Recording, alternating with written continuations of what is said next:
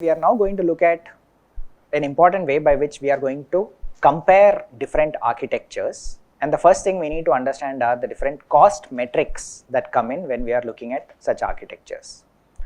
I am broadly putting down 4 of the more common metrics. The first is the area of whatever area, I'll just call it area for now, and we'll look into a little bit more detail on what that is later. Speed or time. Speed is how fast can this operate, time is how quickly can it finish, right? Once again related but different ways of looking at it. Speed would be as fast as possible, time would be as small as possible. Power, how much power does a system consume while operating? Another variant of this is not just the power but actually the energy consumed, which means okay, I have a system with a certain power consumption, but if the thing gets over very fast, a fraction of a millisecond, then the total energy consumed is so small that I don't care. To the point where you might actually find that taking a big Intel Xeon processor and running some kind of image processing on it actually consumes less power than running it on a low powered mobile phone processor, or rather consumes less energy. Why? Because the Xeon is basically able to do it so fast that the total energy consumed is very tiny, right? Whereas the processor on the phone individually is taking like much less power but runs for much longer, and the total energy that it consumes could be, not automatically is, but it could be, given the circumstances, it could be more than what is actually consumed by a high-end processor. So energy and power are related, but you need to clearly understand which is more important in a given context. Okay, and finally cost. And what do I mean by cost? Literally the rupees cost. Okay, why is this important? Because it includes all kinds of things which normally in a technology course we would never think about, but as engineers you need to be aware of, because when you are looking at design, right, it sometimes turns out that even if something is not the best possible design or the fastest possible design or the least power consuming design, it ends up being lower cost. Why? One, you can put it together very quickly, so you don't have to pay a lot of people a lot of money to design it or build it. Okay. Secondly, it just uses components that are already available and mass produced. So with all of that in place, let's look at, supposing I have 2 implementations, it has an area of, I'm just picking random numbers here, forget the units. Okay, I just want to sort of illustrate a point. I'm going to say that it has so much area, and the time that it takes to do a certain computation is another number, 10. Are these seconds, square microns, megabytes? I don't care. Like I told you, these are unitless numbers for the time being. The point is I should be able to compare 2 implementations under the same conditions. So I can't take one software implementation with so many megabytes of RAM consumption and compare it against a hardware implementation that takes so many lookup tables on an FPGA. That doesn't make sense. I'm assuming the same metrics in both cases. Implementation 2, let's say, takes area of 400 and time of 100. Okay, and my assumption is that I want it to occupy as small area as possible and I want it to run as fast as possible, meaning T should also be as small as possible. Which implementation is better? The first one, right? So that's pretty obvious. This is good, this is bad. Okay, now let's add implementation 3, where the area is now, let's say, 80, but the time taken is 5.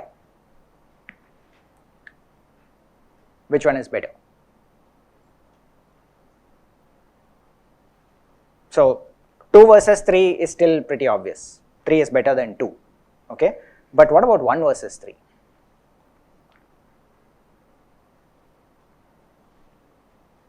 So if I asked you the question, which design is better, which one should you use, how would you answer it?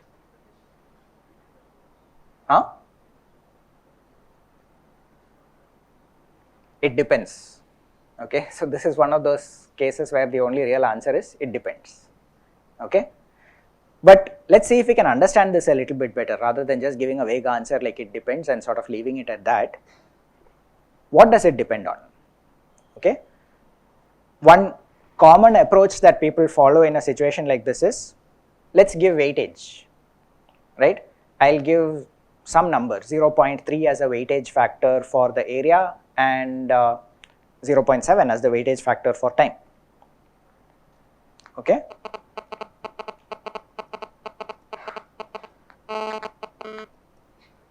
So if I use weightage, let's say area has 0.3, time has 0.7, then what I will end up with is implementation 1 has a actual weighted cost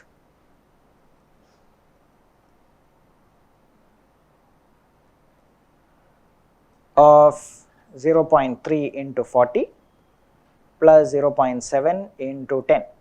So this is basically what, 12 plus 7, that is 19, and implementation 3 has 0.3 into 80 plus 0.7 into 5, which is in this case 24 plus 3.5, so 27.5. Okay, and now I wanted to minimize those quantities to start with, right? So therefore it now looks like this one is better. Okay, implementation 1 is better. But where did I get those numbers 0.3, 0.7 from, right? How do I get them in such a way that they are sort of unit neutral? Because that 40 and that 10, you know, I mean obviously the scale of numbers is different because the area is 40, 80, whereas time is 10, 5. So clearly any weightage that I give for the time has less effect on the output, on the weighted cost, than the weightage that I give for area. So unless I do some normalization, etc., you know, it's complicated. So the bottom line is, you can do some kind of a weighted cost. If you can, then great, good for you. It means you get one unique number which tells you this is the best design. But in general, that's not possible.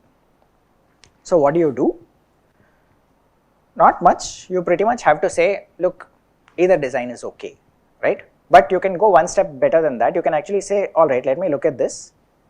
I'll plot these on an axis, right? So I'll put area over here and time over here. And with that, essentially the first design, 40, 10 will end up somewhere here, okay? So this is I1, 40, 10. I2, which is 400, 100 ends up somewhere here. And I3, which is, okay, bad choice, okay, let me just redo that a little. So let's say I1 is somewhere here, 40, 10. I2 is somewhere over here, I3 rather, which is 80, 5. Okay.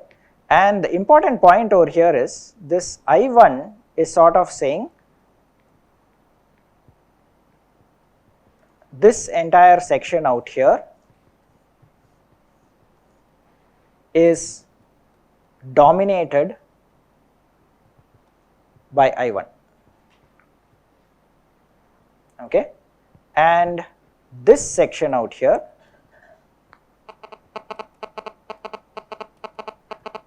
is dominated by I3.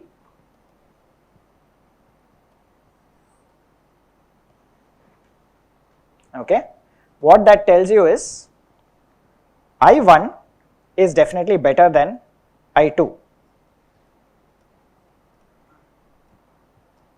and I3 is also better than I2. But what about I1 versus I3?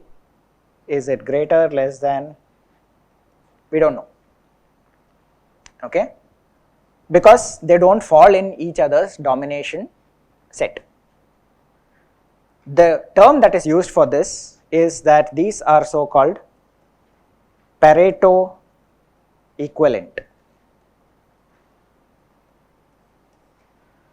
Okay, that term Pareto is named after an economist, Wilfredo Pareto, right, who, it's interesting, there's actually a paper from 1906 or something of that sort that sometimes comes up as a reference for this work. But the point is, it had nothing to do with electronics. It was well before electronics even was being thought about seriously.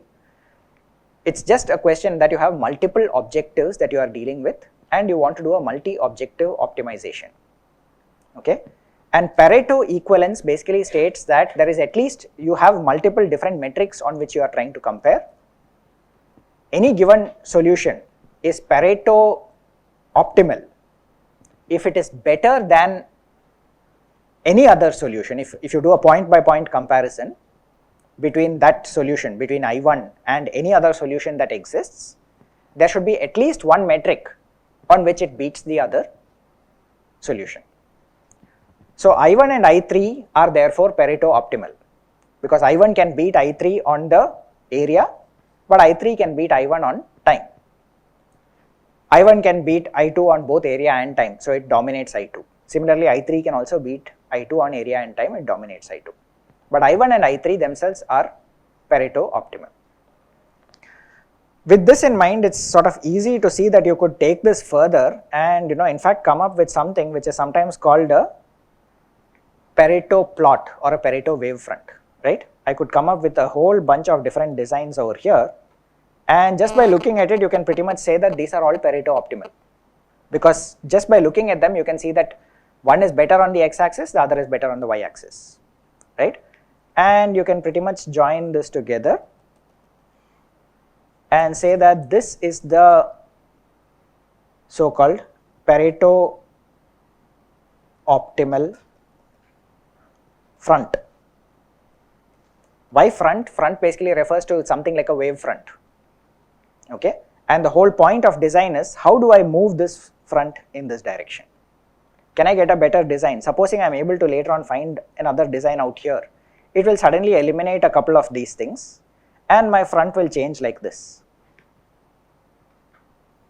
Okay, and I can keep pushing it towards the bottom left. Am I restricted to 2 dimensions? No, I could do this in 3 dimensions, 3 objectives, area, power, time, 4 dimensions, area, power, time, cost, and come up with a whole bunch of different Pareto optimal designs. Okay. Alright, we will stop here now. The basic idea was how do you sort of compare different systems. The Pareto optimality allows you to show how different systems can be compared even though the metrics, each one sort of dominates on a different metric.